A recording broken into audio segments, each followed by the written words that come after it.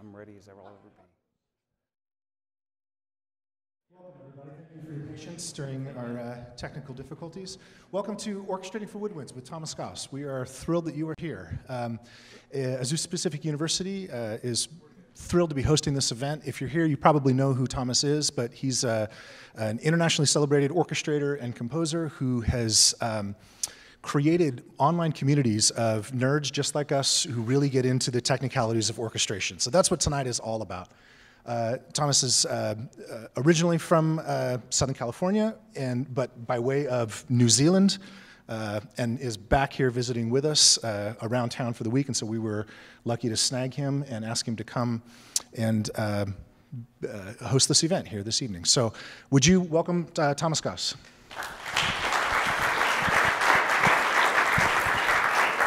All right. Yeah, thank you for that introduction, Michael, and thanks to you and the staff of Azusa University for having me here tonight, and to all of you in the audience.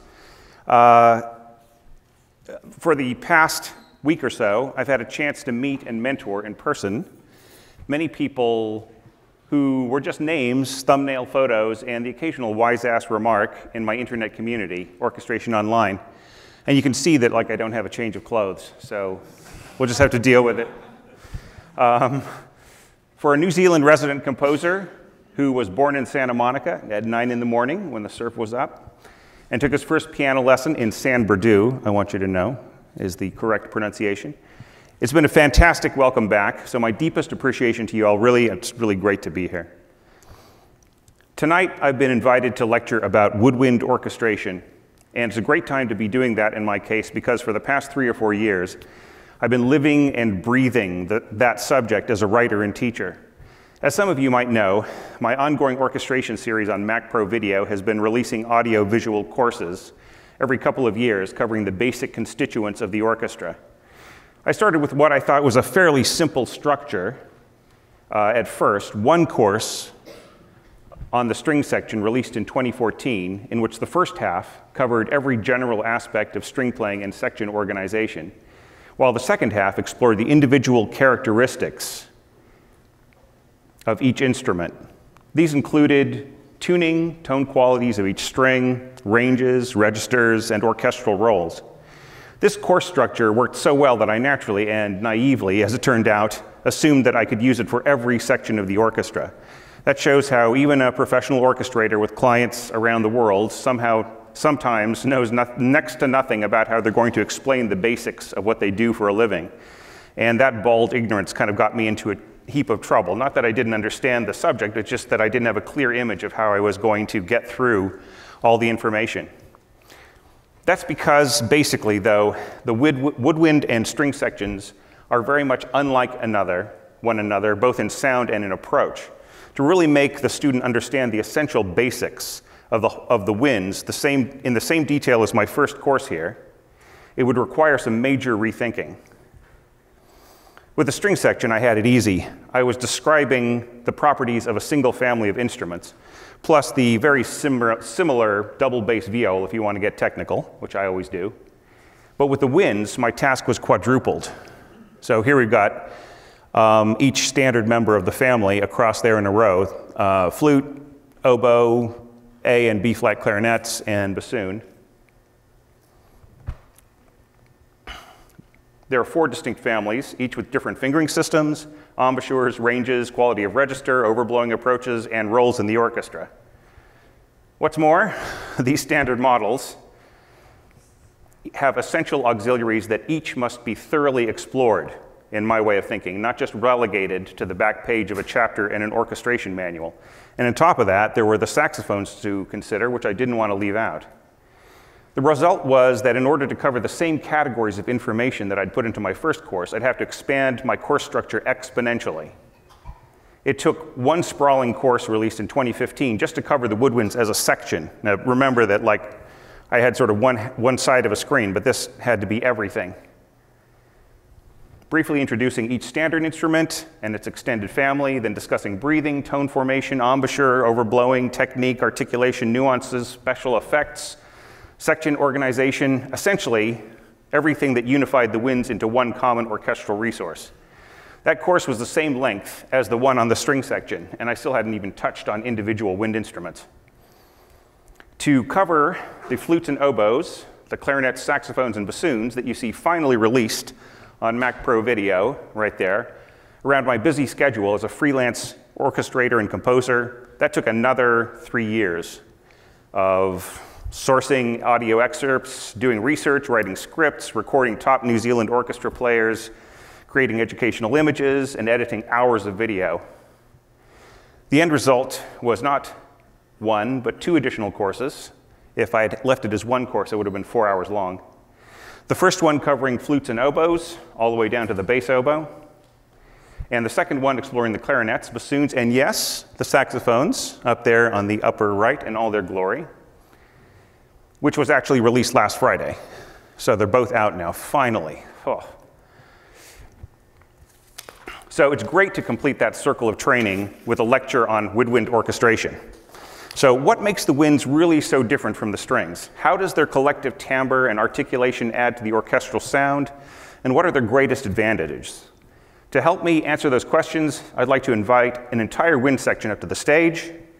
Please join me in welcoming the members of the Orchestration Tips Orchestra. Come on up.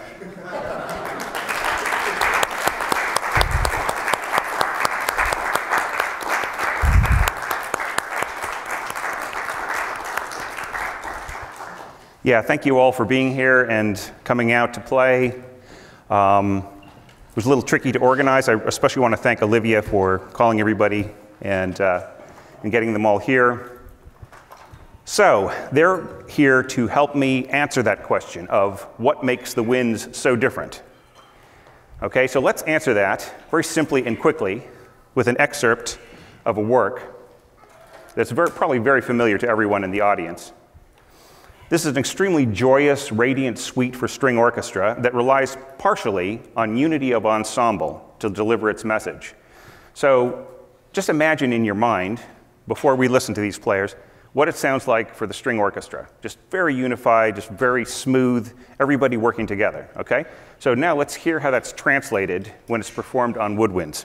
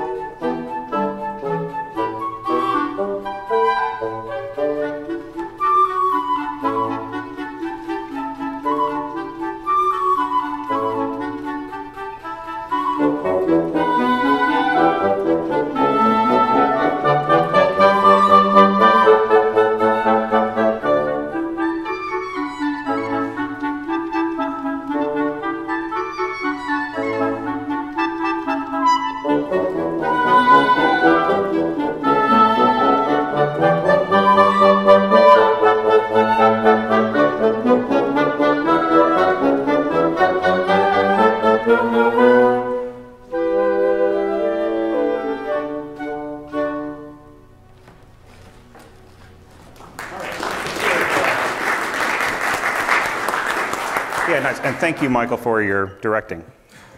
So, yeah, so I hope that a performance is worth 1,000 words, right? Or even 10,000 words right there, even though our wind players performed that excerpt, you know, pretty nicely, I'd have to say, for like having almost no time to practice and rehearse. They did really great, I thought. But you can still hear the specific differences as the extremely individualistic timbres of the instruments asserted themselves into a work that was originally intended to be intensely homogeneous in delivery. Unity of timbre is the great strength of string section playing, but assuming the same approach for the winds is one of the first mistakes that a developing orchestrator usually makes. To treat the wind section as a block of tone to be turned on and off, except for the occasional solo, and you guys have probably backed me up on that from reading through a few student works. In fact, though, wind instruments can be the greatest source of coloration for an experienced orchestrator, and often the foundation upon which their individual artistic personality is based. That's true from Beethoven to Weber to Berlioz to Tchaikovsky to Stravinsky, in my opinion.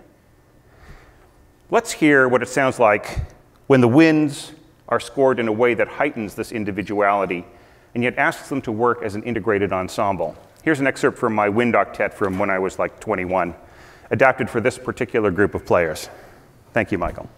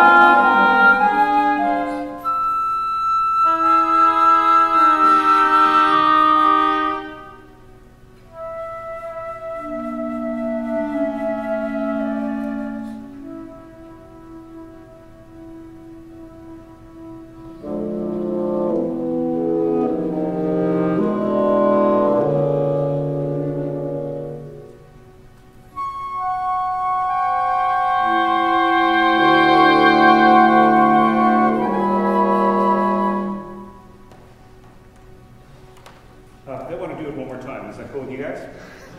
Yeah, let's hear it again. That's cool. Can we check one little note? Clarinet 2, bar 6, B flat. That's okay, man. Okay, one more time.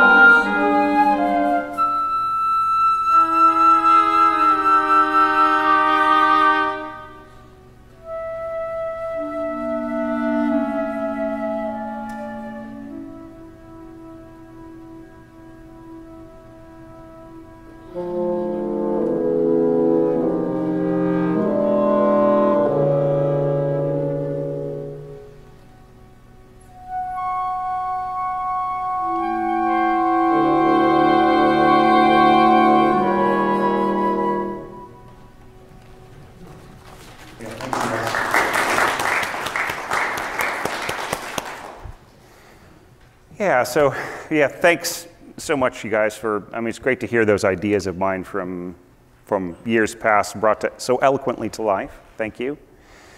So did you notice a word I used just now, integrated, not homogeneous?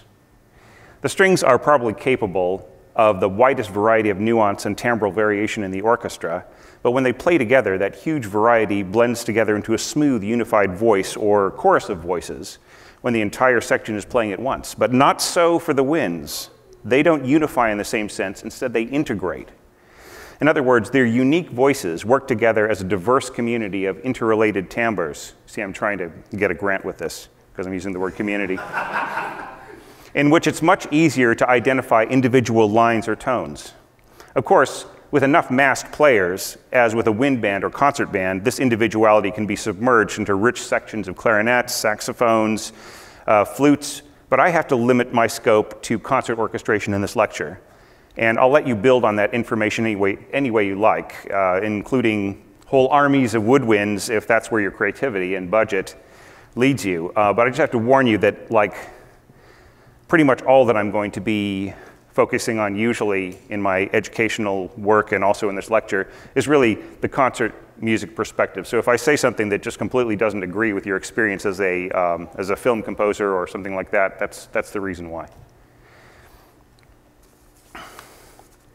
So for the rest of this lecture, let's explore, along with the gracious assistance of these fantastic players, I even wrote it in the script, the challenges and strengths of woodwind orchestration. To do this, I'm going to quote extensively from two books. The first, 100 Orchestration Tips, my ebook available on the website orchestrationonline.com. And the second is my upcoming sequel, 100 More Orchestration Tips, chapters of which, with these cool little headers, I'm releasing as blog posts from time to time on that same website and on my Patreon page. Let's look at the realities of certain relationships and combinations, and after that, the artistic decisions will be up to you. Tonight, I've selected tips that focus on relationships between woodwind instruments. We just examined the basic difference between strings and winds. Strings get stronger in section scoring with the addition of more players per note, but what about woodwind players in unison? Here's a chapter from 100 Orchestration Tips on that very topic, woodwind doubling pros and cons. And I wrote a long thing about what A2 means, but you guys know what that is, right? Okay, let's just stick with A2 instead of A8, because we don't have 8 flutes. This topic is broached quite often in my community by developing orchestrators. And the simple act of putting two of the same kind of wind instrument on the same note can have really broad implications for the type of sound you want in the orchestra. You should never do it arbitrarily or by default, like just say, well, I've got 2 flutes, boom, I'll just put them right there. Always question why you want that sound and be clear about its actual effect on your texture. This feature of scoring, A2, is made all the more complicated by sound sets, especially those specifically created for use in notation software. As of today, the words A2 or 1 period solo still have no effect on changing the sound played back, at least not with the Sibelius software and the plugins that I've been using. Therefore, it may convey nothing to a less experienced orchestrator, and yet the difference for live players is significant at the very least and enormous at times. So here's a few realities. The first question you have to ask is, why do it at all? The truth is that 2 instruments on a note doesn't give that note double the dynamic power. It makes the note fuller in terms of projection and tone, but that isn't volume. That's tone quality and audibility. And it doesn't make a woodwind line more expressive to have 2 oboes or 2 flutes on it. I feel that it does the reverse. The interpretation of dynamic arcs and inflections become more controlled and less individual, because you've got 2 players trying to decide what's best for that line rather than just one doing what their heart wants, you know? So the biggest concern for doubled wind players is going to be the attempt at perfect unity if they can get there.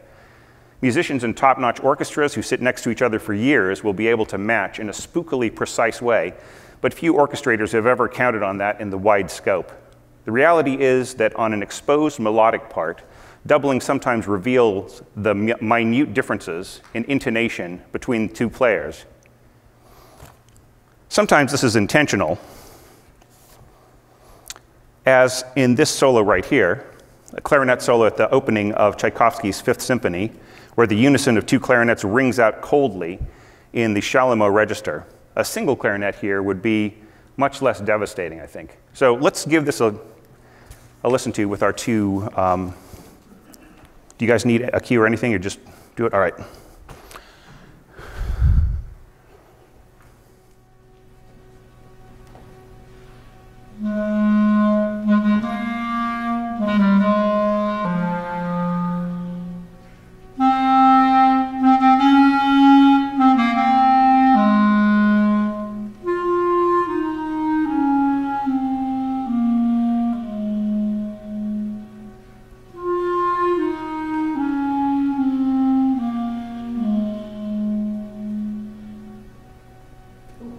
Thanks very much.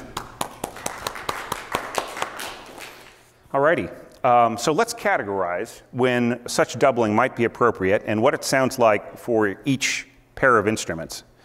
Keep in mind that this following list and each of these cards deals with doubling in exposed parts rather than textural support, which the rules are quite different. So starting with doubled flutes, it's actually, the sound isn't quite so, isn't all that bad despite all the cautions I've been saying. Even with good amateur players, you can achieve a nicely blended tone, especially at softer dynamics in the middle and lower registers. As a general rule, when wind instruments become more strident in tone, the accompanying overtones tend to widen between players, or at least that's the perceived effect to some listeners as the intonation differences become ever more obvious and start to pull away a little. That means that blending for flutes will be quite difficult in the top half octave, especially at triple F. Of course, if you're doing that, you probably don't care about the niceties.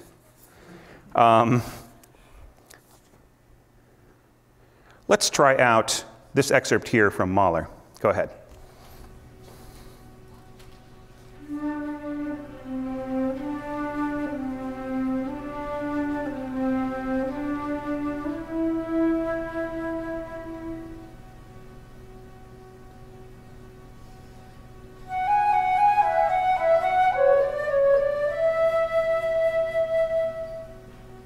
Can we do the last phrase one more time?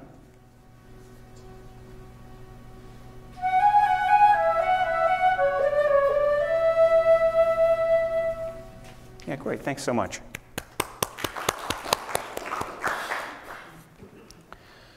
Alrighty, so doubled unison doubling characteristics for oboe. So this is difficult to manage for players in an exposed part, no matter how stable the tuning might be for both instruments. Because of the nature of the overtones, intonation differences can be quite wide, even when they're really kind of very closely nailing things. A line that sounds flowing in the composer's imagination may have little to do with reality. The best that can be expected is a harsher, almost trumpet-like timbre, with far less subtlety of nuance. In this next excerpt by Brahms, the dense tone of the combined winds has a very reedy effect and helps ease the conflicts inherent in oboe doubling. All the same, it's a passage that's easy to play badly, but I heard them rehearse it, so they sound fine, so don't worry about that.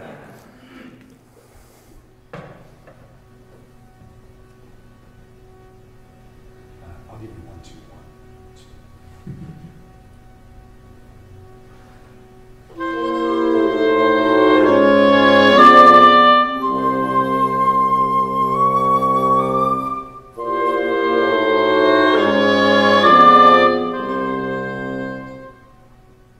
Yeah, so did you hear that just really hard sound? You know, like some people score, actually let's give them a hand, that was great. Especially oboe players, really nice. But yeah, it just has a harder sound to the ear rather than, like some people might say, well, just put 2 oboes on it, it'll sound beautiful and soaring, and they hear it and it's a kind of like a punch in the face, I feel. So, moving onward to clarinet unison doubling characteristics. So I feel that in some ways this is a bit better than oboes because of the essence of the sound. Like Tchaikovsky, an orchestrator can use that somewhat hollow, edgy timbre of unison clarinets for a special effect. But it's important to note that that doubling can wear thin on the audience's ear after a while, so it should be used carefully, not just thrown around all the time.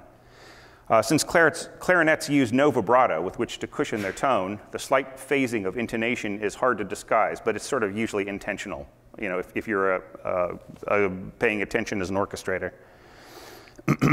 This next excerpt won't have those problems much, though, because in the full score, they're doubling tenor register cellos, and they blend pretty well. Go ahead.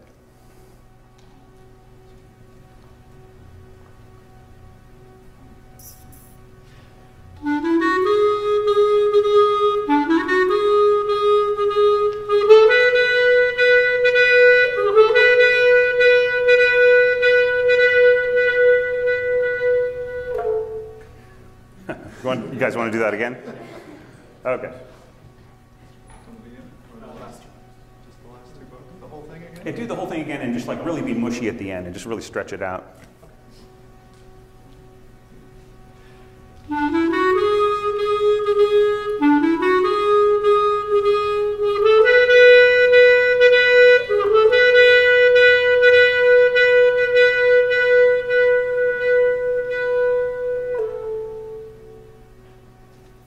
All right, thanks, you guys.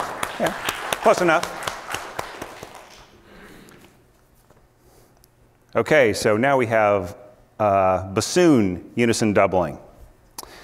There's actually a pretty wide variety of opinions on this between different orchestrators and teachers. Some purists feel that doubling bassoons and oboes at all is problematic. Others don't have that much of a problem with it. My personal take is that exposed unison bassoons can work pretty well in their bass register, so like low B flat up to F. But the higher you score and the more melodic and expressive the part gets, the worse the effect, or the harder to control until finally it can kind of get to be a bit ridiculous if you're doing A2 like up in the treble staff range. So to demonstrate this, I didn't know that we were going to have a second bassoonist, so I'm just going to have you guys play B flats. So give me like a slow 4 beats on low B flat to start off with.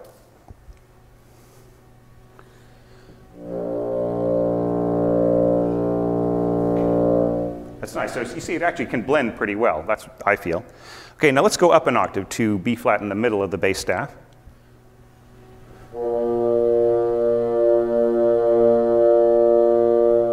Yeah, I feel that also is nice and rich. Now let's go up to B flat below middle C.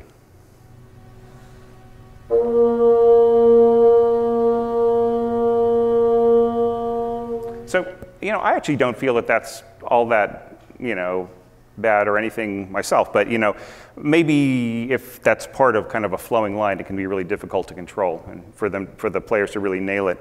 Now let's do high B flat.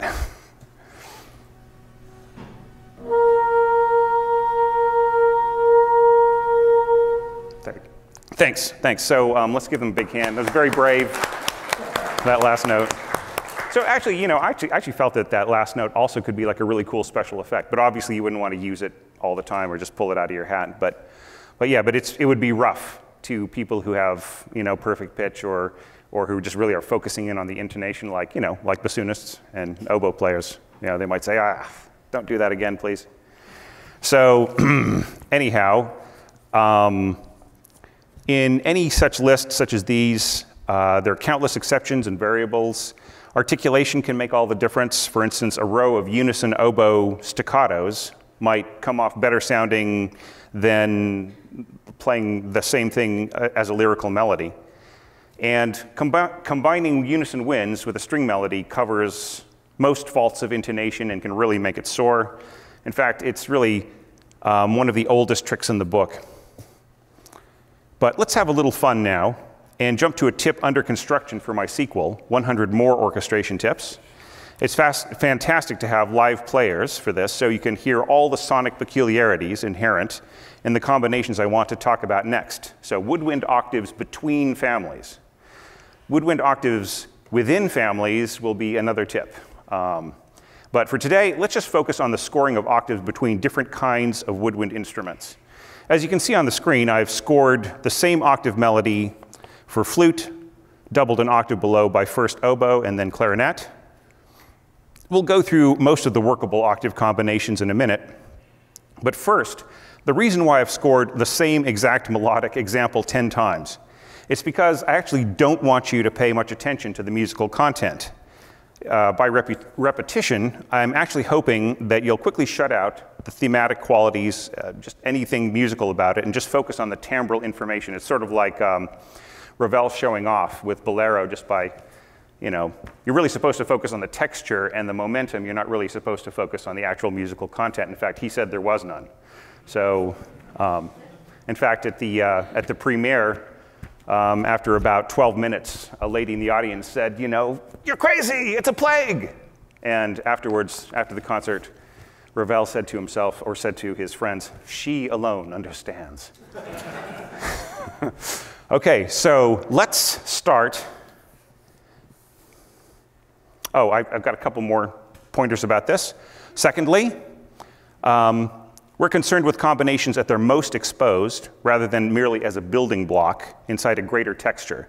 So should you ever need to position woodwind octaves in the forefront of your score, you'll have some information to work from. So we'll take each of these in turn. The most important element in determining the quality of combined tone between any two instruments is always the register of each instrument. Here in the first example, flute and oboe are both in their strongest and most characteristic registers. The beautiful wide open tone of the flute is elegantly supported from below by the oboe in its middle register. The related concern that affects the outcome is the harmonic spectrum of the lower instrument and how it pushes at the overtones of the higher instrument. In this case, the oboe's radiant fourth and fifth partials gives the flute a warm, round, and yet penetrating tone, and its strong second partial sits right at pitch with each tone that the flute plays in its fundamental. So let's hear example 4A, please.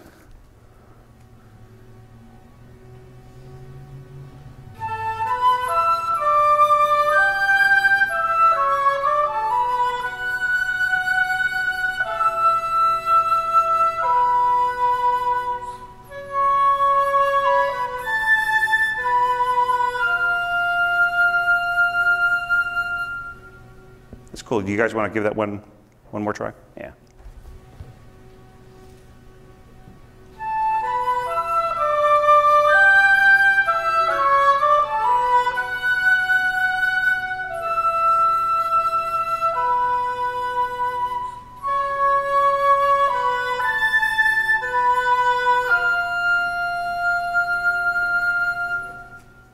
So let's imagine that we were moving the registers around a little bit.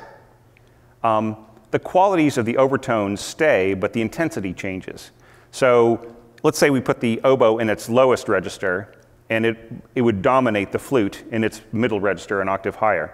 Whereas in the high register, the oboe under an altissimo flute would have a really hard edge. We don't have time to go through all of the possible permutations and consequences of different combinations, but you can get a pretty good idea the more familiar you are with specific woodwind instrument registers. So at the bottom of the screen, we've got the same exact relationship, but with clarinet at the root, favoring a different set of overtones. It won't actually underline the second partial, sort of reinforcing the flute's fundamental, the same way that the oboe did, but it'll support a strong third and fifth partial. This results in a cooler, more organ-like combination with a tendency to ring in the ears and overload small speakers on higher, louder pitches. So like if you guys are at home watching the streaming and you're playing through a really small laptop, you might want to turn it down just a little bit. So let's hear 4B, please. Clarinet plus flute.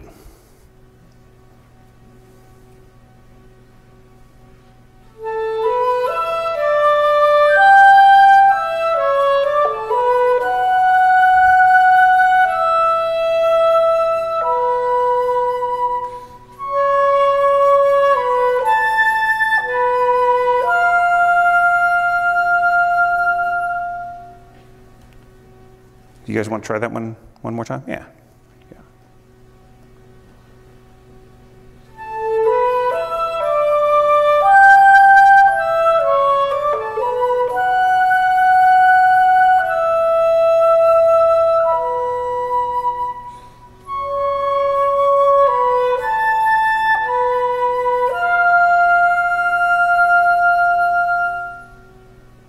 let's give all three of these players a big hand. Really nice.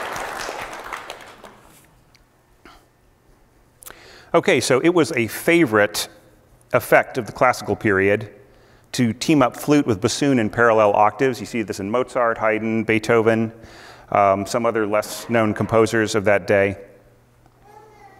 And sometimes with both instruments in their middle registers, as we see in this next example, sometimes with the flute an octave higher, often with an oboe in between them. The combination of one or two octaves takes advantage of the bassoon's strong second and fourth partials, with the same rich overtones hanging above and filling in between the instruments. Let's hear it both ways now, if that's okay, Olivia. First an octave apart, and then with the flute an octave higher. Is that cool? First time lower octave, second time? Yeah, exactly right. Yep. First.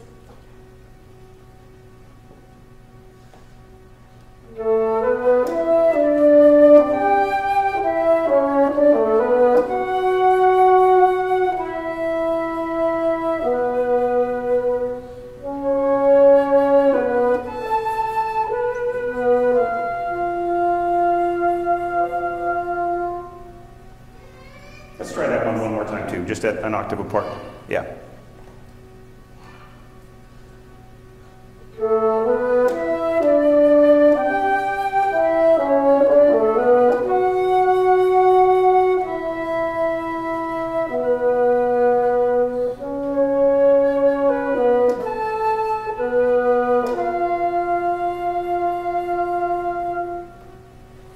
Cool, so now let's try it just an octave higher, but go ahead and just play the same part.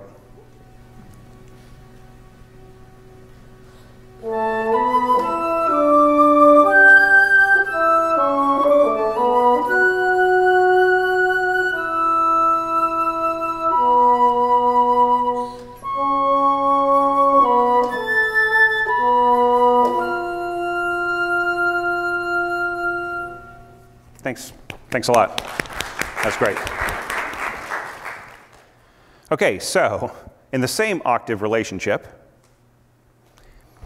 let's try out oboe in its eloquent middle register, tracked from below by clarinet in its upper chalumeau register and throat tones. This represents a dark, rich, complex combination because both instruments have very different overtone schemes. The partials will fill in for each other, but rarely meet up on the same hovering tones above. The result is a very chocolatey sound, I feel. So just think of chocolate bars and let's give it a try. 25, excerpt 4D.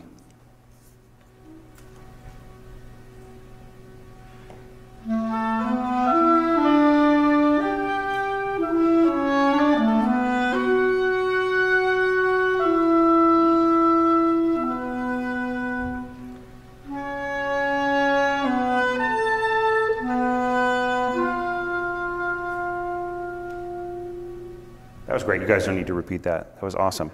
So let's try the, let's drop that same relationship of oboe over clarinet down by a perfect fifth. And you can hear some more of the same organ-like qualities emerging that we heard with flute over clarinet, but in a rougher way because of the very full-throated voices of both instruments playing in their low registers.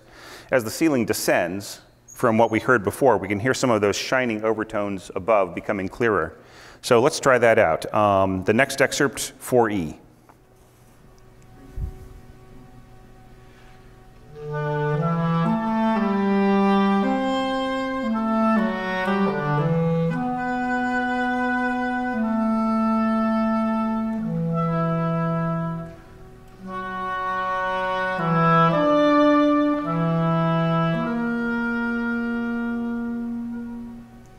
Let's try that one more time. I know it's a bear to get some of that to speak down there. So yes, let's just one more time.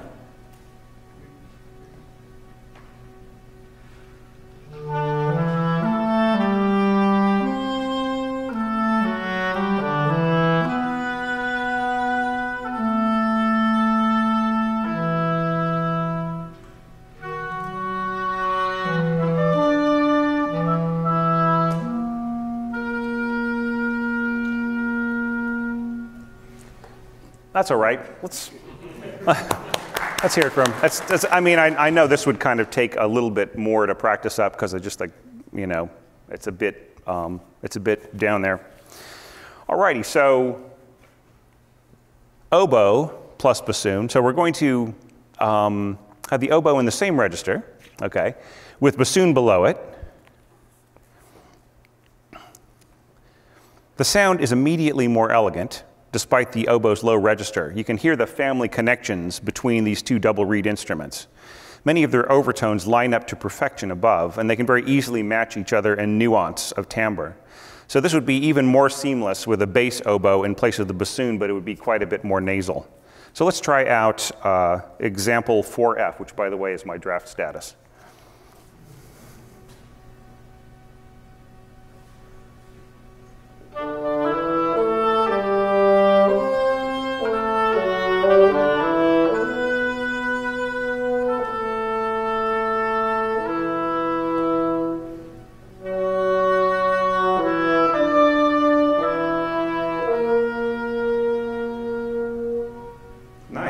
Thanks, you guys.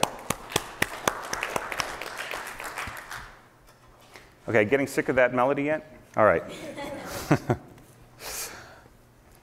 Okay, so let's continue the swapping game here with clarinet taking the oboe's place now.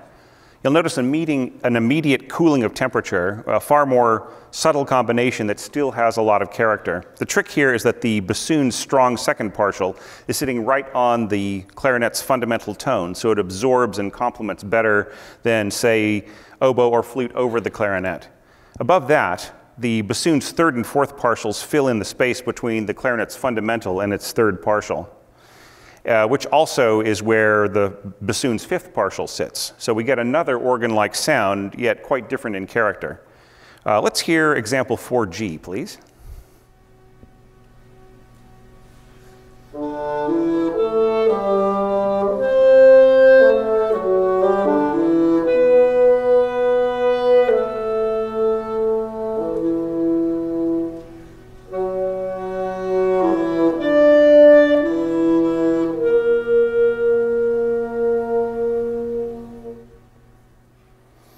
Great, so let's hear bassoon and clarinet down yet another octave.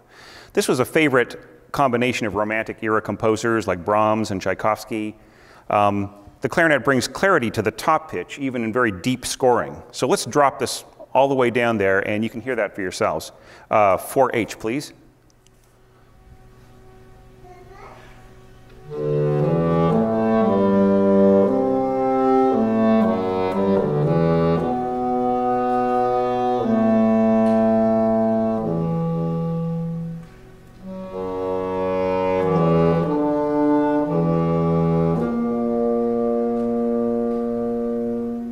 That was awesome. Can we hear that again just to hear it? Not because you guys did anything wrong, but yeah, it just has this really beautiful sound down there. Very Russian.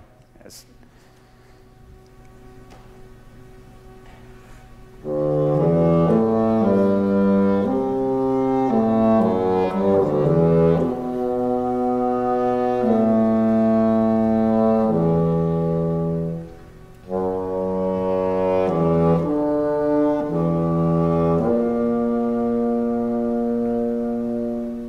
Hey, thanks for both of those.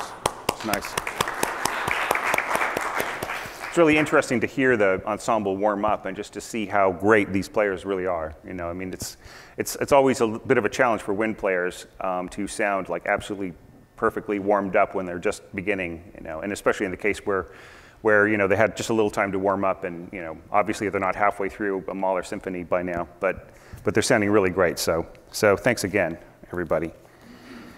So with the next one, 4I, where you've got oboe under clarinet, is a very intriguing phenomenon. If you remember bassoon under clarinet by an octave, right? Where the bassoon was supporting the, its second partial was supporting the fundamental note. So we're doing the same thing here. As the clarinet plays in its clarino register, the oboe can take the place of the bassoon right up there. So it produces the same acoustic phenomenon as the bassoon did in lower pitches. This is because the similarity of overtone schemes in both the bassoon and oboe So we hear that wonderful clarity above, yet tempered warmly from below. And just to let you guys know, it's not sacrilege to swap the positions of oboe and clarinet, so as long as you know what you're doing, right? So let's hear 4I. Oboe on the bottom, clarinet on the top.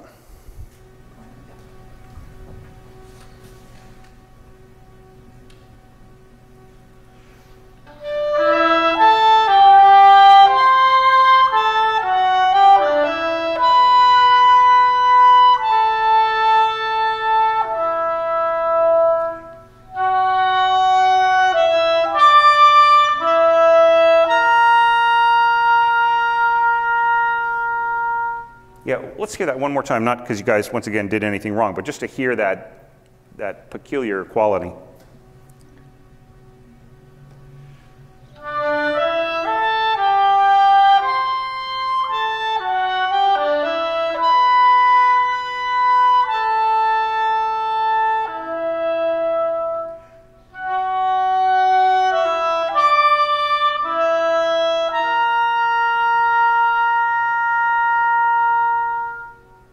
All right, great. Let's hear it for these players. Okay, so we've heard some very strong combinations throughout this portion of the lecture. Now let's hear some reversals. And actually, Michael, do you think you could help me out with this one? Just because there's some back and forth between the... Let's not just necessarily say that this scoring is bad. I mean, I think it is, but it's just that certain instruments are put into weaker registers with stronger ones in places where they could overpower them, like low flute under the oboe at the beginning and over the clarinet at the end, and high bassoons over the rich chalumeau clarinet. So the results are hard to balance and have less than radiant overtones merging above. So the whole concern is really like, it's not so much, I mean, yeah, part of it is just the balance of the fundamental tones from each instrument, but really is like, is there any point to it? Do the overtones above create something interesting? And maybe they can with a lot of work, but I think you'll hear that they might not be worth it. So let's give it a try, Michael. Yeah, exactly. Don't worry about finesse, everybody.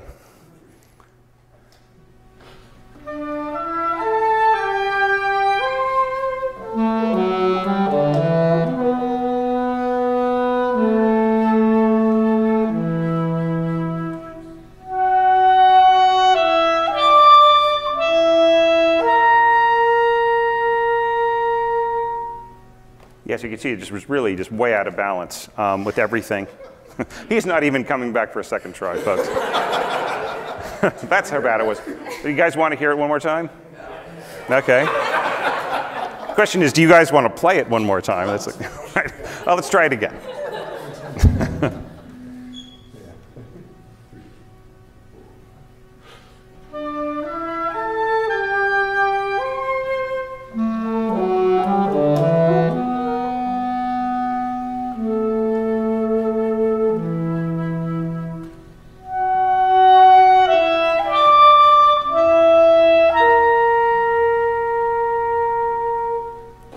So that was actually pretty good effort. Thank you, guys. Yeah, they're getting better.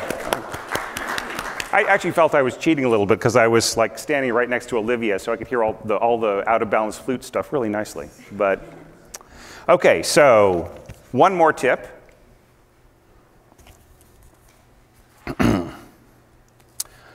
And then I'll take some questions from the audience. Here's one that I just uploaded to orchestrationonline.com about a week ago. Second wind players' roles. Second wind players. This is a sprawling topic, but I've summed it up mostly in the opening statement, which is, give the solo part to the first player in most cases, whether high or low, and think of the second player's roles as being supportive in the best way rather than ignominious. So, to what degree should second wind players be given solos? That is one of the most frequently asked questions in the Facebook group for Orchestration Online, but there's no way to answer it without knowing more about the orchestra involved. If, as it is to be expected, a developing orchestrator is working with a community or semi-pro orchestra, then the question sort of answers itself. Exposed parts for second players should be kept to a minimum. if, as the difference in technical ability and commitment is typically at its greatest between first and second players in those instances, although not necessarily all the time, as we can see here. We've got some really even quality throughout this group. So you should always try to attend a performance of your client's orchestra before you score a single note. That's just my feeling as a pro. But that's just the beginning to approaching the overall question of the second wind player's role, which has a tendency to pass by in one or two brief sentences in orchestration manuals. The deeper the understanding of their role, the better and more engaging the scoring. It's all too easy for the casual score reader to breeze right over the strategies and logistics on a crowded page of scoring with so many more interesting things happening in the brass and strings. So let's bridge that gap in this tip. Approach the problem by asking why any orchestral wind instrument requires a second player. When we look through the repertoire, we see many examples of single winds in a part where we're accustomed to seeing two players, like Mozart frequently asked for a single flute amongst double reed instruments in his symphonies, doubled reed instruments in his symphonies wind scoring. Some early classical symphonies call for a single bassoon just to thicken up the cello parts. And here in the present, it can be common to score a whole section of single winds in commissions for projects with limited budgets, such as like pocket operas, musicals, and so on. But consider two factors, length and scope. The longer the work, the more extensive its colors and dynamic range, and the lonelier a single wind is going to appear. Whereas a team of two or more players may be far more useful. Of course, the advantages are obvious to even the most beginning of score readers. Doubled winds afford the orchestrator the ability to build harmonies twice as expansive as single winds. This is true both on the Titanic tutti level and in more intimate moments where, say, a quartet of oboes and bassoons might coordinate in powerfully reedy harmonies, or flutes with clarinets in more hollow, haunting textures. Then there are the moments where two of the same wind instrument may double up on a single note or line, often in support of soaring melodies or firm bass lines from strings. So here's exactly what I was talking about earlier. You've got A2 flutes covering that melodic range and A2 oboes below. It's just a very typical thing. And then clarinets and bassoons doubled by cellos and basses.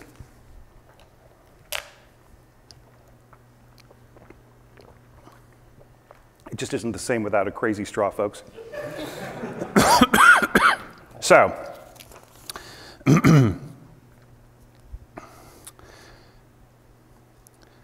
to these blatant advantages, I'd add that more numerous winds can combine texturally in many different orchestral members with different orchestral members.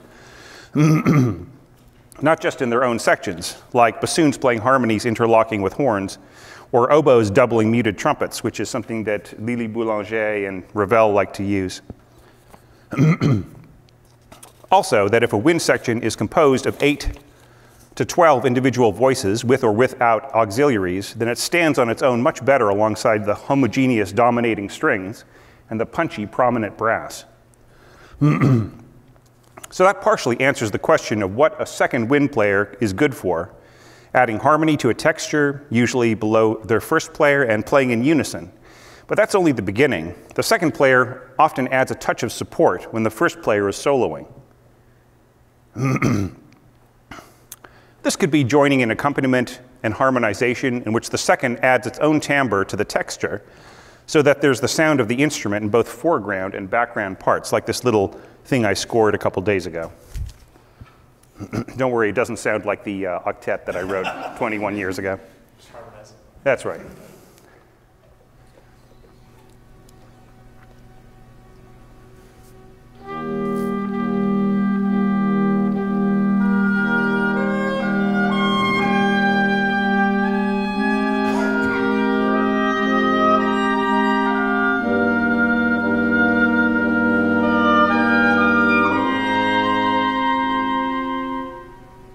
Gorgeous. Can I hear it one more time, just for my own gratification? That was lovely.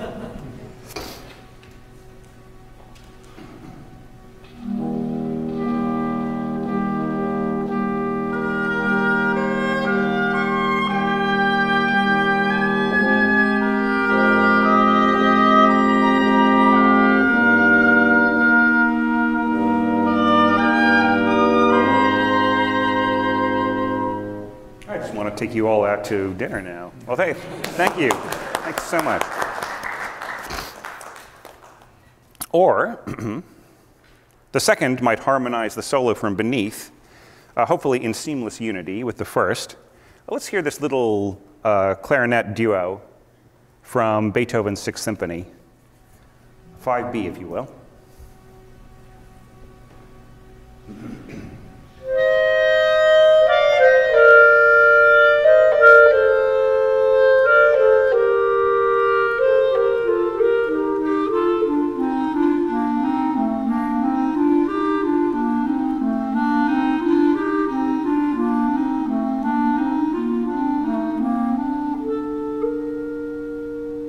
Maybe just one more time.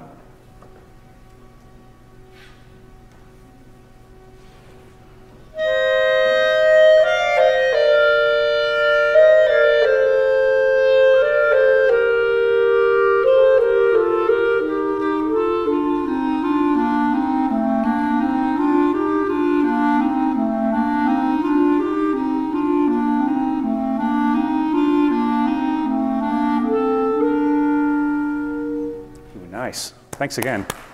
That's great. So finally, with regard to supporting solos, the second player, and often the third, can take over a leading role in textural or thematic scoring simply to give their first player a rest before or after or between important solos that may exhaust that embouchure. And actually, my throat is wearing out, so I'd like to bring in Thomas too. Now, let's not disregard the second's role in supporting solos, either as a partner or as a substitute leader. All these roles together often result in the perception that the second is essentially a lower wind player and the first should always be scored higher. By extrapolation, a developing orchestrator may avoid giving any high parts to the second and any lower parts to the first, but that is a mistake. Either player should be equally solid across their entire range in a professional orchestra. Am I right, guys? Yeah, okay. This means that ideally, both first and second wind players should be able to play any sort of solo thrown at them. That doesn't mean, however, that the orchestra should spend their career doling out solos to second players in an act of misguided altruism. Sorry, second. Exposed soloistic parts for second and sometimes third winds are at their best when they interact, like dovetailing in and out of fluid lines with the firsts, or figuration, or responding conversationally with the firsts and other instruments with a snatch of theme here or there. While some composers, notably Dvorak, have broken this rule from time to time and heaped solo passages at a second player's doorstep. What was going on there anyway? It tends to put everyone in an awkward position. What's more, in a less formal situation, it can also limit the players available for the orchestra manager if they have to hire what are essentially 2 first-chair players for every concert. Professional second-chair wind players should be able to step in at any time to cover the first's part, but you cannot count on that level of experience at the community orchestra level. Even some of the better semi-pro orchestras will contain players who are great second-chair players, but really don't have the time to study pages and pages and pages of exposed, technically thorny scoring. And let's not even get into how that might slow down precious rehearsal time for the whole orchestra. So, the safest option is always to leave extended solos to the firsts while offering the seconds rewarding integrated roles. So those are my 3 essential tips that I think will help orchestration students get started, whether they're studying my online courses or not. And I hope to have more to come next year when I publish my new book, 100 More Orchestration Tips, and follow up with more study on the brass section and brass instruments, which I'd like to do with this here as well. Add 2 or 3 more courses to that. So can we hear it one more time for these amazing players? Yeah. Thanks so much. You don't have to stay. You can hang out if you want to, but that's all I need you guys for. So I'm happy to do Q&A with what's left of my throat. So I've got a handheld microphone here so that we can just get whatever questions are in the room can also go out to the live feed. So if you have a question, throw your hand up and I'll come meet you with the microphone. Hi, Thomas. Hi. Thanks for doing this, and thank you, all the musicians. My question is about if there's any issue with vibrato, excessive vibrato when you have things double in octaves, especially as they get further apart. You know, if somebody's playing soloistically, they're used to that, and that's their default. And, you know, the overtones just kind of turn into a mess. Yeah, I mean, I think that it really requires players listening to each other. You know what I mean? Like, there are some passages, like say in Mahler or Tchaikovsky or whatever, that people are sort of used to playing those exposed octaves in a certain way. That's actually where clarinet on top of bassoon works really well, because the bassoonist may be withholding a little bit of vibrato in their lower register anyways, a little bit just to be clear sometimes, and so that works really well with clarinet on top. But I mean, it just really depends on the players. Obviously, if the bassoonist had a really big Arthur Grossman type of vibrato below, like a very straight clarinet, it would sound really weird. So I think that the players just have to do some of the work. It can't just always be up to the conductor to make certain decisions, or sorry, the composer to make certain decisions like that. I mean, if it should work, just so long as people don't get too wild with it, or if they just really listen to each other. Give me lots of questions, please. We'll send it back. Hi. That was great. I come from the cartoon background. I'm going back into music now. So I have and television. I was a filmmaker. So I was observing the octet there seemed like that was like the full orchestration of my favorite TV show was Bonanza. I used to watch a lot of westerns, and then in the 70s, any of those kind of like mystery movies. I was hearing all those combinations. I've heard that one. I've heard that one, and it's just. Oh yeah. Have you been involved in that kind of thing? Any thoughts on that type of scoring? I love it, by the way. Yeah, I would totally agree with you. And everybody's assignment to go home is to go listen to some old episodes of Bonanza, Outer Limits, Alfred Hitchcock, and Twilight Zone, with which Bernard Herrmann was involved with, like, sort of setting the tone for the orchestration and everything else. They didn't compose all the episodes, obviously, but they sort of put their stamp at the beginning, or Herrmann put his stamp at the beginning of Alfred Hitchcock and the Twilight Zone. And Streets of San Francisco, to go forward a little bit, Mission Impossible, and of course Star Trek, the original series. They all had that wind-heavy, chamber-like sound, and I totally understand what you're saying. But I would say with these programs that I've mentioned, listen for the use of contrabass clarinet. Often they were using the E-flat with just a little bit of an extension, so they could go down quite a ways, and they use that instrument in just really ingenious ways. Like, I don't know. I mean, I'm just not really watching the plot anymore. I'm just listening to the beautiful scoring.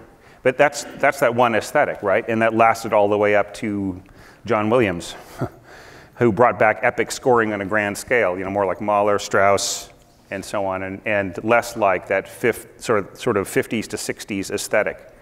And a lot of people, like, if you listen to a lot of the scoring, you have these beautifully conceived atonal passages, that just people would be proud to put on a stage from the contemporary music point of view.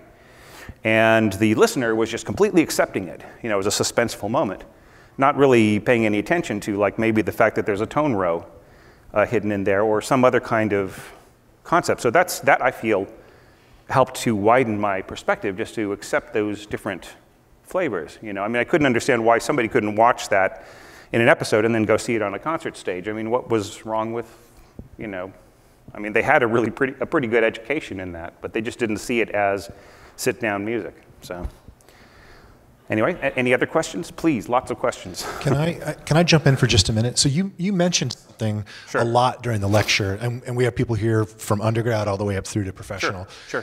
And so you talked a lot about the prominent partials in the timbre of the different woodwinds, and how critical that is to understanding how to group them together. Can you just expand on that a little bit in a general sense, how do you get to know which partials are prominent in the sound, and then how do you think about ordering them or doubling them? Yeah, the best thing to do if you want to understand double reed partials is go listen to a lot of contrabassoon, and you can even listen to just like actually play a fairly good sound set, low pitch, and just listen to the overtones that speak out. So you'll hear a pretty strong second partial, so an octave higher than the fundamental, the tone that the pitch is written on. And you'll also hear a fairly strong fourth partial, so we're thinking about 2 octaves higher. And sometimes a very strong fifth partial, so like up an octave and a major third.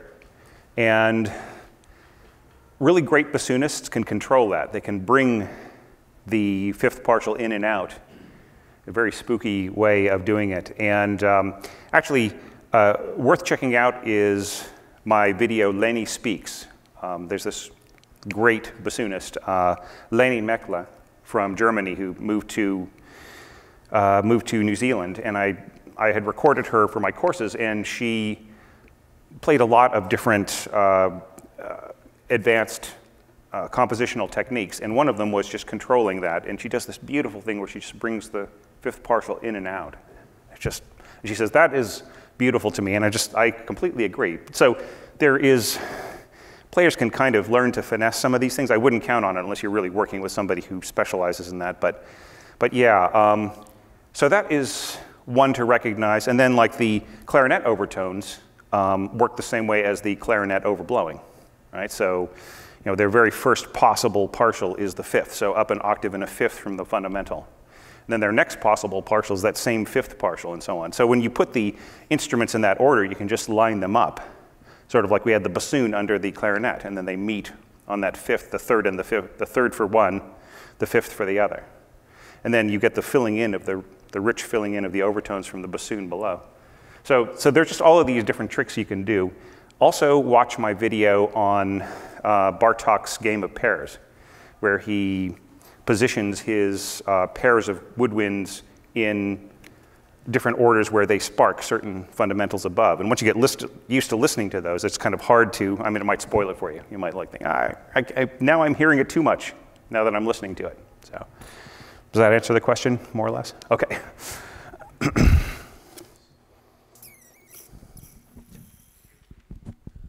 Hi, Thomas. Thanks again for the lecture. Hey. So I just had kind of a specific question related to what I've been kind of dealing with more recently in the composition, based on if you're trying to use woodwinds to double, say, whole string sections. Does it make a huge difference if you're using, say, a duet, doubling an entire violin section, say, with oboes? I didn't quite catch the last thing you said. Oh, sorry. Does it make a big difference whether you're using a duet, like, say, oboes to double, say, the whole violin section, or one oboe? Or do you generally go towards one or the other for just general doubling? Yeah, I see what you're saying. Yeah. You know, this is actually something that I could have mentioned, and that is that a single wind will stand out more when it's combined with a string line than two. Yeah, exactly right. I need to rewrite that first book. Anyways, but that is a character, like you just get more, you know, the integration of the winds feeds into the homogeneity of the string line, and you get a very beautiful blend. Whereas like one oboist sort of pushing at a forte or a fortissimo following along with the line might actually kind of pop out of the texture a little bit more. So the blending, yeah, it does work. And in that case, the oboists don't have to worry so much about the nuances, because really the strings are supplying all of those swells and so on and so forth. So the oboist is really just providing a push behind the sound, if they're doing it right.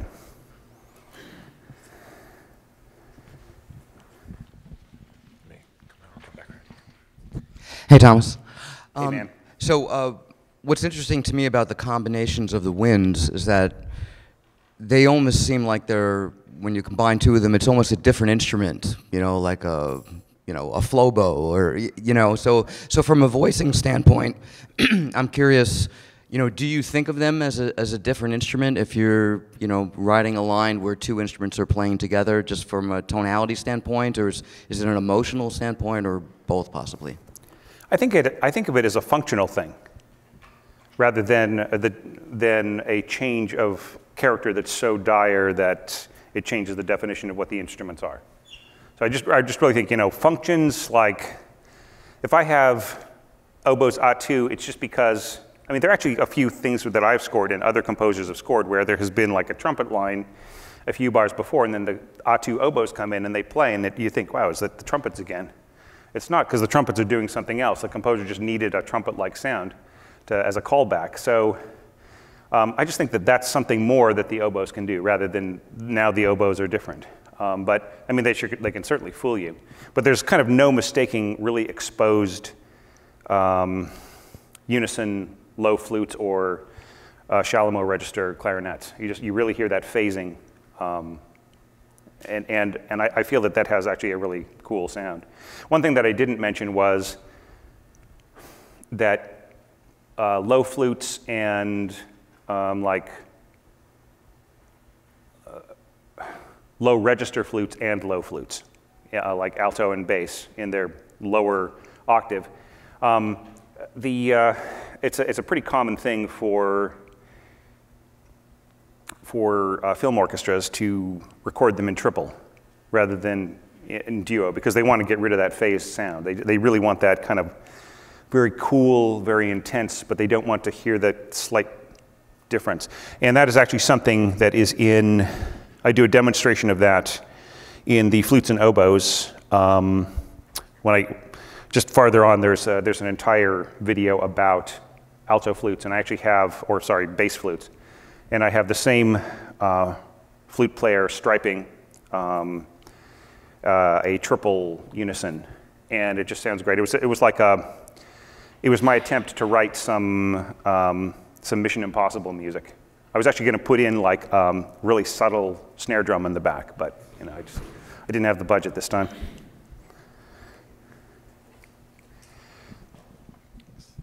Hey, Thomas. Hey, man. Along the same lines, there was, when you put the unusual or unconventional combinations with the high over low, I thought the oboe over flute was an instance where it did sound like a very different instrument. Can you think of any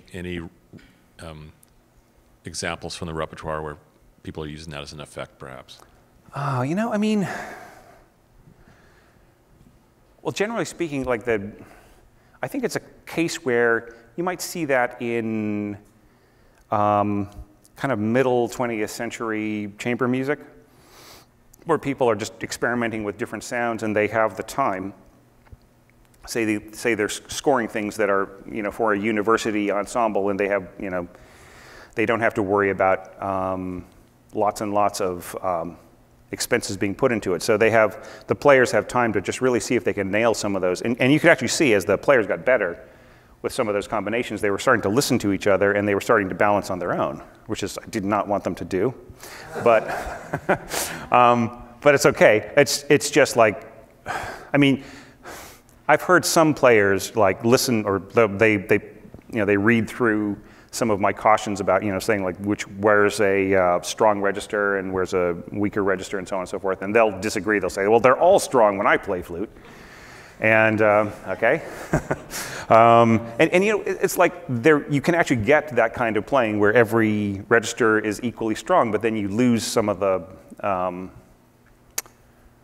character. I feel like the concert music character or the chamber music character. If you have just a really cutting low register, you don't really have that same thing. So I would say that would be part of it. I mean, you could probably look through the repertoire and find some combinations like that. But I would say it's kind of fun just to experiment with if you can write something like that for some players and, you know, and get them to just really try it out and not laugh at it. But the thing is like I'm, even as a concert music composer rather than a film composer, I just feel the pressure to just get it right and get it out the door. I mean, not to be mercenary about it, but I just want to make the right decision all the time.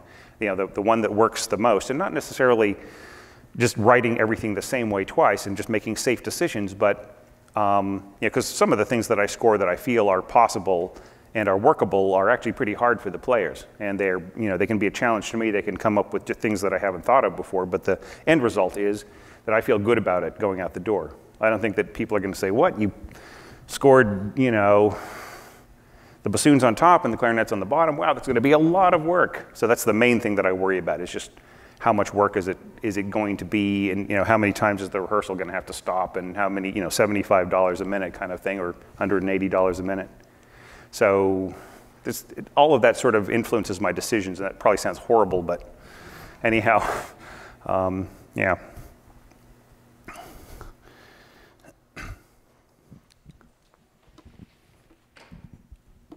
Hi.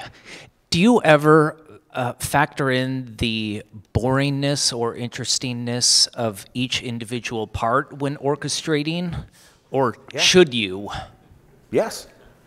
It's the first thing. It was the first orchestral topic I talked about when I started my channel 10 years ago, or almost 10 years ago, and that is horizontal continuity. I mean, what good is it to have bass trombone in your piece if he's got like 16 bars of nothing? I mean, I'm not to say that every single thing that happens in a symphony movement has to be, artistically provoking to the player.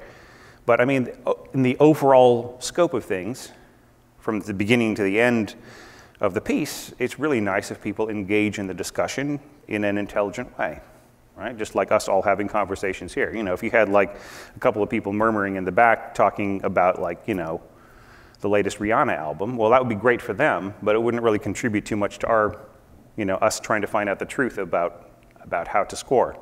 So that's the same thing that I think about as I'm scoring, and that just has to do with my mantra of, what are the basic elements of orchestration? I mean, when you boil everything down, like just to the barest kind of thing, what you have is texture, balance, and function.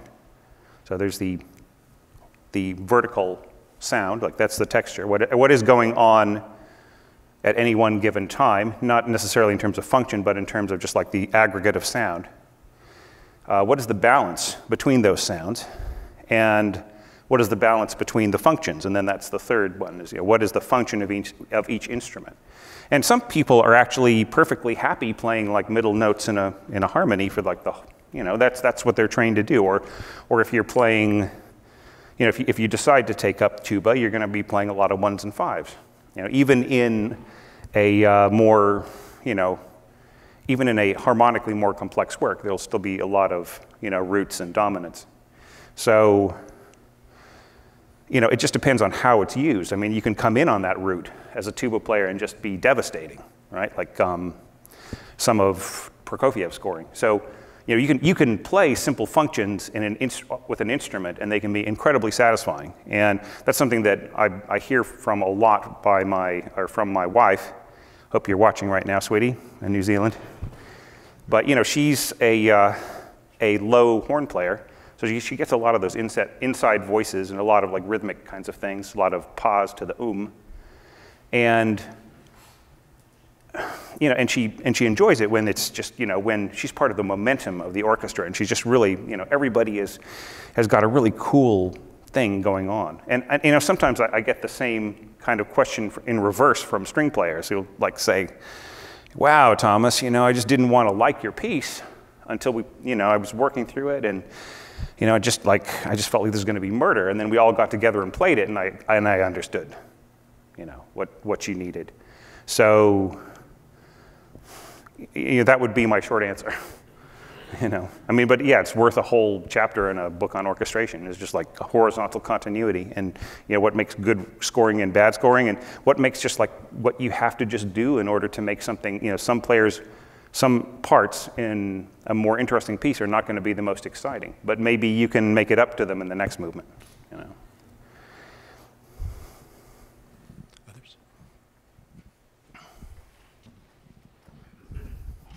Hey Thomas, I'm just Hey, sure. curious about if you're dealing with a very small ensemble and maybe you could only have 3 woodwinds. No, nothing against any woodwind players out there, but I'm just curious what would be more, if you think that there are a few that are more malleable that work with a broader ensemble with strings or maybe winds. Sure. I think what you mean is like, what is my ideal small ensemble? So I recently did about a year of scoring crossover events with Polynesian musicians, and that was just amazing because their voices and their artistic honesty and everything is just so, it just reaches me, you know. It just, and a lot of the stories upon which the content of their songs is based, the lyrical content, are just really, they reach me as somebody who like just went out to the middle of the Pacific 15 years ago and never came back. Well, I am back now, but I mean, just never moved back. So the first job that I did was with Te Vaka, who wrote a lot of the pop music for Moana. And I was completely in charge of what the orchestration was going to be. The orchestra just said, here's what we think we could do, you know, is there any tweaking you want to do? And, you know, they were offering me 3 bassoons and 3 flutes, and, but they didn't have a harp in there and so on. So I just went through the whole thing and I said, okay, this is what I want. 1, 1, 2, 2. So in other words, 1 flute, 1 oboe, 2 clarinets, 2 bassoons. And I felt that, you know, the clarinets and the bassoons could give me all the texture that I needed there in the middle. The flute and the oboe could combine supporting the winds if they needed to, or they could they could play their own solos, which there were a lot of little bits and solos in Moana of the upper winds.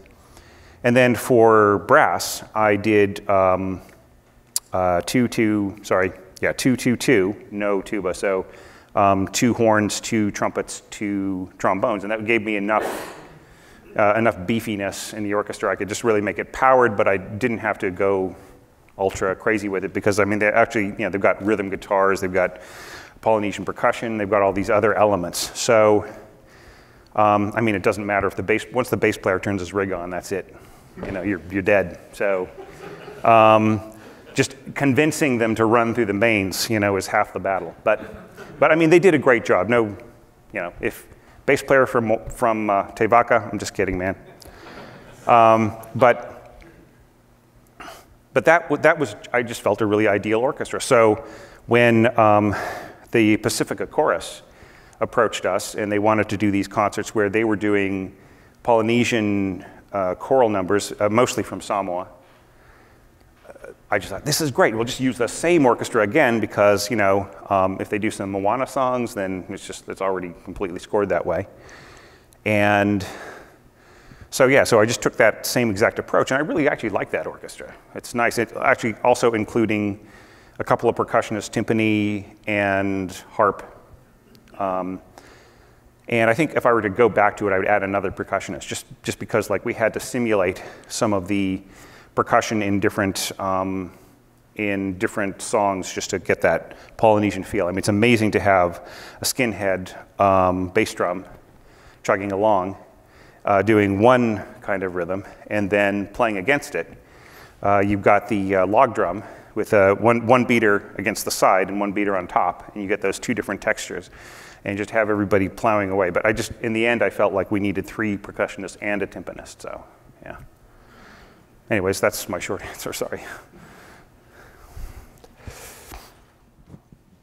Hello again.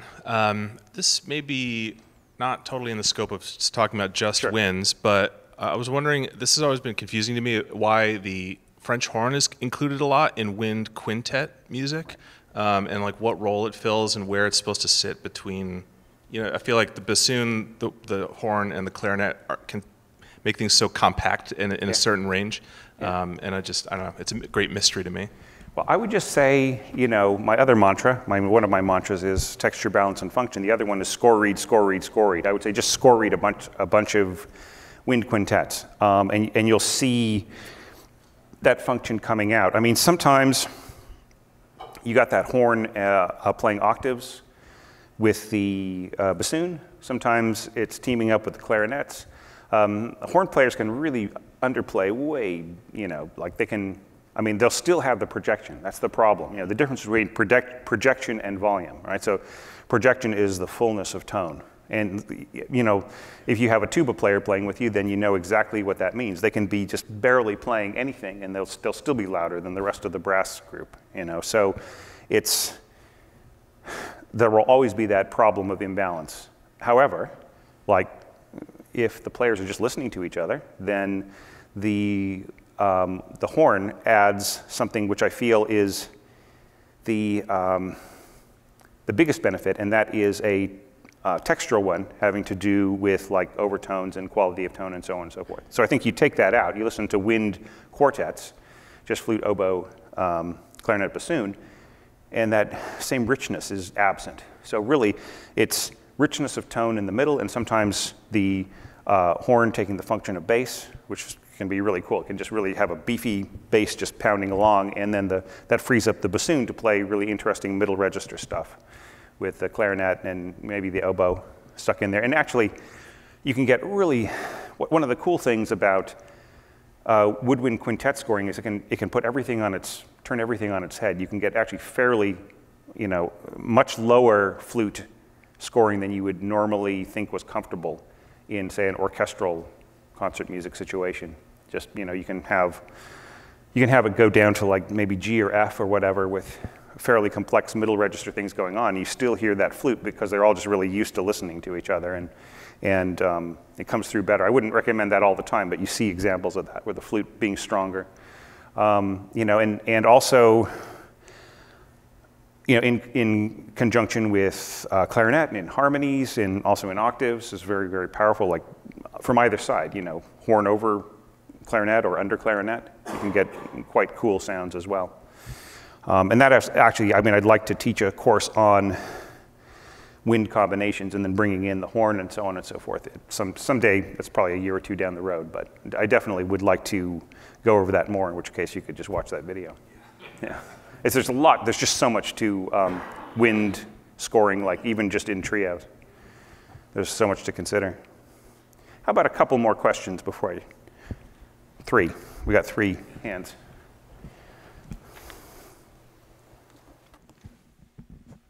Back on the subject of score reading, are there any scores you would recommend for someone preparing to write for solo alto flute? Yeah. Daphnis and Chloe. The Planets. That has also got some great alto flute in it. Yeah, there are, I would just say, like, see which works have got alto flute, and usually it's used as a solo, like Rimsky-Korsakov has some great alto flute scoring. He actually tends to overestimate the strength of flute and alto flute quite a bit, which I think is a little bit harder on Western players, but maybe, you know, in Russia at that time, just the flute players played really loud in their low register, I don't know. But there's a few places where I would say this is a mistake, according to what we now accept. But he's written a couple of really great alto flute things. I mean, so those are orchestral works, obviously. So not really like a solo alto flute thing. But you know what? Just just go and watch my alto flute chapter just as a demo. You know, and I'll have a lot of excerpts. Sorry, I'm just like my head is just in this speech, so it's hard for me to just pull them one out of after the other. But I would say, like, you know, you could look up orchestral excerpts for alto flute, and also just look at that as a demo, you know, as a like a freebie, and just check out all of the different pieces that I quote, and some of my own scoring too. I actually wrote an extended solo piece for alto flute and harp, which I think can go together just really beautifully. And you know, despite everybody's warnings that, you know, you shouldn't score alto flute high, it's just a different sound. I mean, I go all the way up to high C, you know, written high C, sounding G. And the people that I've given it to have had no problem getting up there. It's just, you know, it sounds hollow to a lot of people. They just say, oh, that's hollow, that has no character, but just has a different character. Do you know what I mean? So I would say don't be afraid of the fact that you lose some of the overtones. Just like embrace that, see how much you can make that work. And actually with a harp, which has a very crystalline sound, I think it works great. I also wrote a piece for marimba, harp, alto flute, and cello. And I was manipulating the relationship between marimba and alto flute and cello harmonics and alto flute and so on. And I thought that what's nice about it is it's an open enough sound that you can actually add things to it, or you can sort of play with the character of it with relationships with other instruments. So that would be my advice for your alto flute piece. A couple more questions? I saw a couple hands. Hey, Thomas. Man. Just a quick question. We didn't touch on it here, but how would you say that the saxophone section incorporates into any of the discussions we had here? Do they play nicer with certain instrument groups, be it woodwinds or other, or do you find a utilization for them in concert repertoire in any sense? Yeah, I mean, I would say, once again, just check out the saxophone resources that I've got in the lowest course there on the screen, and also you can go on my website and I answer a lot of the questions you just asked in recent tips, like talking about the qualities of different saxophone models and how they emulate the sounds of concert instruments, like say the soprano saxophone has a sound that can sound like a trumpet, it can sound like a flute, it can sound like an oboe, and so on. So those instruments can be used in those ways, right? So I focus on that in those two tips. So I think that would probably answer your question probably, much more usefully. Okay, one last question, please. I have the feeling the answer is going to be it depends. But so the basic 4 woodwind families you have here, or instruments, if you had to pick a 5th to add to this, would it be? What might it be? Alto flute, English horn? What blends best with? So what you mean if I were to? I'm not exactly sure. You mean in terms of family? Of the 4, so you had the basic woodwinds of the things that you're talking about. You talked about secondary and tertiary groups of woodwinds. Is there something that would blend best with the 4 that you have here? It's a really good question. Bass clarinet. Yeah. I mean, bass clarinet can fix almost any problem. And I mean, it would have been great to have a bass clarinetist here, but I just didn't want to complicate things. Like really what I wanted to demonstrate was just those really basic relationships. But part of that other tip that I didn't get into, which is relationships within families, is that it's generally better to always have, or to, as much as possible, have octaves in related auxiliary members to the standard. So like that way both instruments are playing exactly the same register. So if it's much better to have bass clarinet, even playing a bit high, playing octaves with a standard clarinet, because like they'll both be in their Chalumeau or Clarina registers. So they'll have some of the same exact characteristics. Whereas, if you have flute 2 in Chalumeau register and clarinet 2 and clarinet 1 in, like clarinet 2 in the Chalumeau and clarinet 1 in the Clarina register, it's more like 2 separate instruments playing. They don't have the same kind of unity. And one of the interesting things is I feel that the English horn, like its best notes kind of go down all the way down to concert E below the staff. And that is like an octave higher is kind of where the best range of the oboe starts. So it's almost like they're octave instruments. So octaves played between English horn and oboe can also have that same sense of unity of like playing in similar registers as they go through. And then of course, bassoon, contrabassoon, like can be better than octave bassoons, but octave bassoons happen like all the time, really. It's just like a standard thing that is not really worth worrying about. Octave flute's the same thing, like if second flute is in the higher middle register and the first flute is in the high register, then that's also very eloquent. But like if you get really high and you need control on the top note, it's better to have a piccolo playing a little bit lower, right? So it just depends on like what you need, what kind of sound, what's the dynamic, what are the nuances, what is the meaning of the passage really musically.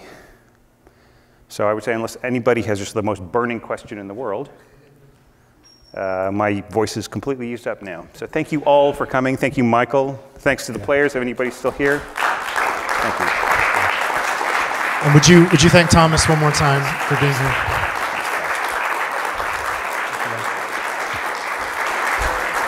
And on behalf of Azusa Pacific University, thank you for being here. For those of you watching online, thank you for logging in. And we hope to do something like this again in the future. It'd be great. I'm available. Thank you very much.